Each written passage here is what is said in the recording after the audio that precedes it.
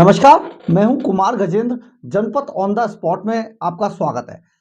देश के अंदर जिस विकास की बात की जाती है, वो विकास दरअसल प्रधानमंत्री नरेंद्र मोदी के कार्यकाल में देखने को मिल रहा है। बहुत सारे हाईवे को, बहुत सारी जो ऐसे बेजोड़ नमूने जो देश के अंदर देखने को मिल रहे हैं कारीगरी के, इंजीनियरिंग के, उसका एक बड़ा उदाहरण आज उस वक्त देखने को मिला जब मुंबई के अंदर प्रधानमंत्री नरेंद्र मोदी ने अटल सेतु यानी मुंबई ट्रांस हार्बर लिंक का उद्घाटन किया। ये देश का सबसे बड़ा ये सेतु बनाया गया समुद्र के ऊपर, जो बहुत ही इंजीनियरिंग का बेजोड़ नमूना है, जिसके अंदर सबसे ज्यादा इस तरीके से इतना बड़ा पुल, इतने टेक्निक से, इतनी नई टेक्नोलॉजी का इस्तेमाल करते हुए अभी तक देश के अंदर नहीं बनाया गया है।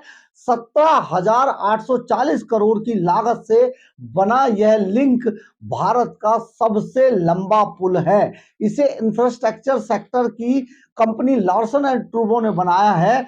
गुजरात में स्टैचू ऑफ यूनिटी 182 मीटर ऊंचाई पर जो बनाई गई थी। इसके अलावा गुजरात के अंदर नरेंद्र मोदी स्टेडियम और राउरकेला में बिरसा मुंडा हॉकी स्टेडियम इसी कंपनी ने, लार्सन एंड टूब्रो ने बनाया था। उसने ही ये सेतु जो अटल सेतु है इसको बनाकर तैयार किया है। बहुत बेजोड़ नमूना है इंजीनियरिंग का। देश के अंदर जिस तरीके से पूरे हाईवे का जाल बिछाया गया है, बहुत सारे ऐसे सेतु बनाए गए, बहुत सारे ऐसे ऐसे हाईवे बना दिए गए हैं जहां पर के अगर आप गाड़ी फुल स्पीड में चलाते हैं तो वहां पर गाड़ी के अंदर रखा हुआ गिलास के अंदर अगर पानी भर के रख देंगे तो वो भी नहीं गिरेगा। यानी कि एकदम स्मूथली चलने वाले हाईवे जिस तरीके से प्रधानमंत्री नरेंद्र मोदी के कार्यकाल में देश को समर्पित किए गए, देश को देकर बनाकर दिए गए हैं, उनसे देश कितनी तरक्की कर रहा है ये दिखाई देता है। यानी कि देश के अंदर जो जिस विकास की बात कही जाती थी, वो विकास अब भारत के अंदर होता हुआ दिखाई दे रहा है नरेंद्र मोदी के कार्यकाल के अंदर। ये जिस तरीके से ये वही कंपनी है जिसने बहुत सारी चीजों का निर्माण, यानी कि प्रधानमंत्री नरेंद्र मोदी सरकार को इस कंपनी पर बहुत ज्यादा भरोसा है। अटल सेतु यानी मुंबई ट्रांस हार्बर लिंक अब देश का सबसे लंबा पुल होगा, जो कि 17,840 करोड़ की लागत से बनाया गया है। ये पुल 21.8 किलोमीटर लंबा है। अभी तक देश के अंदर इतना लंबा पुल और समुद्र के ऊपर खास तौर पे नहीं बनाया गया था। समुद्र के ऊपर इसकी लंबाई 16.5 किलोमीटर है और जमीन पर 5.5 किलोमीटर है इसकी लंबाई। इसके निर्माण में 1,77,903 मीट्रिक टन स्टील और 5,04,253 मीट्रिक टन सीमेंट का इस्तेमाल किया गया इस पुल को बनाने के अंदर। ये जो सारा ये अपने आप में बेजोड़ इंजीनियरिंग का नमूना है। ये सी लिंक जो बनाया गया है, भारत में पहली बार आर्थोपेट्रिक स्टील का जो इस्तेमाल किया गया है वो बहुत जबरदस्त तरीके से है। मरीन कंस्ट्रक्शन और अंडर वाटर पाइपलाइन के एडवांस जो टेक्निक इसमें इस्तेमाल की गई है वो भी अपने आप में दिखाने लायक है। ये लार्सन एंड टूब्रो ये वही कंपनी है जो अयोध्या के अंदर भव्य राम मंदिर का निर्माण कर रही है। ये कंपनी, इस कंपनी का दावा है कि ये जो जिस भव्य राम मंदिर का निर्माण किया जा रहा है वो 1,000 साल तक कोई आंधी तूफान, भूकंप या बाढ़ इस मंदिर को हिला भी नहीं सकते हैं। ये एक बड़ा दावा है। आप समझिए 22 जनवरी को जिस तरीके से मंदिर की प्राण प्रतिष्ठा के बाद मंदिर को आम लोगों के लिए खोल दिया जाएगा, इस मंदिर को पूरी तरह से पत्थरों से बनाया जा रहा है। इसमें सीमेंट और लोहे का न्यूनतम इस्तेमाल किया गया। मंदिर के अंदर जो भव्य राम मंदिर बन रहा है, आप देख सकते हैं कि अब देश के अंदर जो दुनिया की सबसे ऊंची स्टैचू ऑफ यूनिटी गुजरात के अंदर तैयार की गई थी। इसके बाद प्रधानमंत्री नरेंद्र मोदी के नाम पर गुजरात के अंदर नरेंद्र मोदी स्टेडियम, जो दुनिया का सबसे बड़ा स्टेडियम बनाया गया, जिसमें हाल ही में क्रिकेट का मैच भी हुआ था। वो सारी चीजें जो तैयार की जा रही हैं, इसके अलावा लंबे लंबे हाईवे, बहुत हाई टेक्नोलॉजी से तैयार किए जा रहे हैं लंबे लंबे हाईवे। यहां पर गाड़ियों की जो स्पीड है बहुत स्मूथली है, जिसके कारण जो घंटों का सफर था देश के अंदर, जिसमें लाखों करोड़ों रुपए का पेट्रोल और डीजल फूक जाया करता था, जाम के अंदर फंसते रहते थे लोग, गड्ढों से भरी सड़कें होती थी, ये पता नहीं होता था सड़कों का कि सड़क में गड्ढा है या गड्ढे में सड़क है। लिखने लगे थे पत्रकार बहुत सारे, हम लोगों ने भी लिखा कई बार, लेकिन अब वो सब चीजें बदलती जा रही हैं। आप देखिए पूरे देश के सभी राज्यों को, देश के कोने कोने को लंबे लंबे हाईवे से जोड़ा गया है। आपने देखा होगा नोएडा के अंदर जिस तरीके से फाइटर जेट को उतारा गया हाईवे के अंदर, जो यमुना एक्सप्रेस वे है यहां पर उतारा गया। इसी के दौरान जो अभी हाल ही में अयोध्या के अंदर जो एयरपोर्ट बनाकर तैयार कर दिया गया, रेलवे स्टेशन बनाया गया इसी नाम से, बहुत बड़े बड़े निर्माण कार्य चल रहे हैं। इसके अलावा ट्रेनों का जो आवागमन है, ट्रेनों को बुलेट ट्रेन तक तैयार होके बनने का, अब चलने के लिए तैयार है। देश में उसका ट्रायल चल रहा है।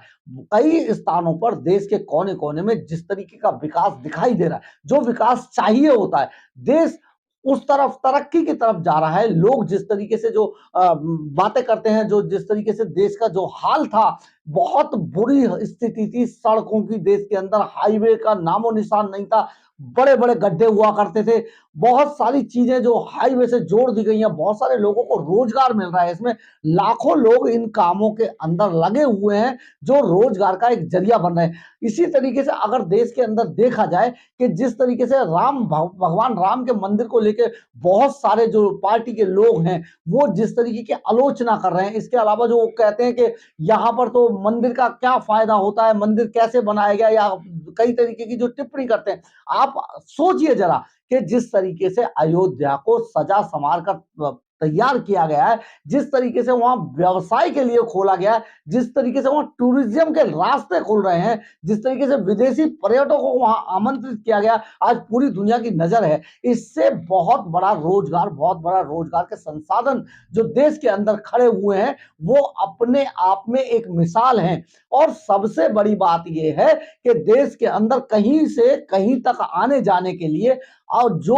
कई कई घंटों का सफर हुआ करता था, अब वो कुछ मिनटों में हो गया है। यहां पर भी ये सफर, जहां पर ये अटल सेतु जो बनाया गया है, यहां पर भी 1.5 से 2 घंटे का जो रास्ता था मात्र 20 से 25 मिनट में समेट दिया गया है। ये देश के अंदर बहुत बड़ी बात है और ये जो देश जो विकास कर रहा है उसकी बहुत बड़ी मिसाल है, क्योंकि इस तरीके के इंफ्रास्ट्रक्चर ही बताते हैं कि कौन सा देश कितना तरक्की कर चुका है और किस तरीके से वो तरक्की शुदा देश है, किस तरीके से वहां पर डेवलपमेंट की बयार बह रही है। ये अपने आप में बहुत एक बड़ी मिसाल है और मिसाल उन लोगों के लिए भी है जो बातें तो बड़ी बड़ी करते हैं। खास तौर पे अगर देखा जाए तो कांग्रेस जैसे दल और इसके अलावा जो अन्य जो विपक्ष के अंदर जो बैठे लोग हैं, जिनकी जहां जहां स्टेट्स के अंदर सरकारें हैं, लेकिन वहां सिर्फ एडवर्टाइजमेंट और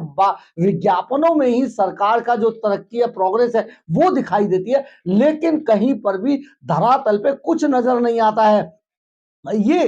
लेकिन अगर आप किसी रोड से गुजरते हैं, हाईवे से गुजरते हैं, चाहे वो किसी भी दल का कोई कितना ही भी बड़े से बड़ा आलोचक क्यों ना हो सरकार का, लेकिन जब वो उस रोड से गुजरता है तो उसके मन में, उसके दिमाग के किसी ना किसी कोने में जरूर आता है कि सचमुच इसको कहते हैं विकास।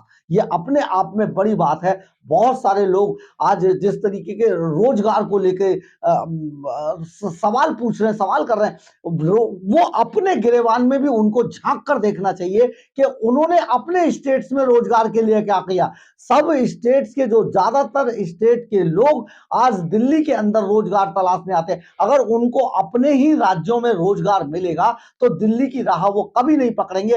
अपनों को छोड़कर, अपनों को गांव में छोड़ते हैं, दिल्ली के अंदर आकर रोजगार तलाशते हैं। ये सबसे बड़ा दुर्भाग्य देश का है, क्योंकि गांव खाली हो रहे हैं, शहरों में भीड़ बढ़ रही है। ये सारी चीजें इसलिए हो रहा है कि आज देश के अंदर जो दूसरे राज्य हैं वो सिर्फ और सिर्फ ये बात अपनी विज्ञापनों में रखते हैं, एडवर्टाइजमेंट में दिखाते हैं, लेकिन धरातल पे कुछ होता नहीं है। अगर आप सबसे बड़ा उदाहरण देखें तो बिहार को अगर आप देखेंगे तो बिहार जैसा 100 साल पहले था आज भी उसी स्थिति में। इसके अलावा और भी कई ऐसे स्टेट्स हैं जो 100 साल पहले जैसे स्थिति में थे, आज वो उनकी वही स्थिति बनी हुई है।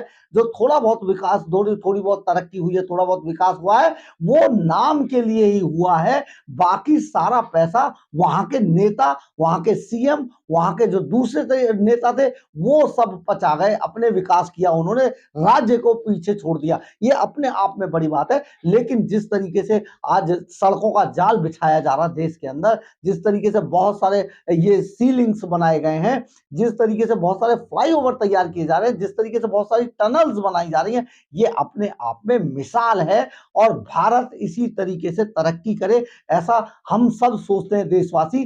तो ये जो सी लिंक है ये अपने आप में जो इंजीनियरिंग है, देश के अंदर जो टेक्नोलॉजी है, उसका सबसे हाईटेक नमूना है। अगर आपको मेरी खबर अच्छी लगी हो तो आप इसे लाइक, सब्सक्राइब और शेयर जरूर कीजिएगा। कमेंट्स बॉक्स में अपनी राय जरूर लिखिएगा, इससे हमें ऊर्जा मिलती है। जय हिंद, जय भारत।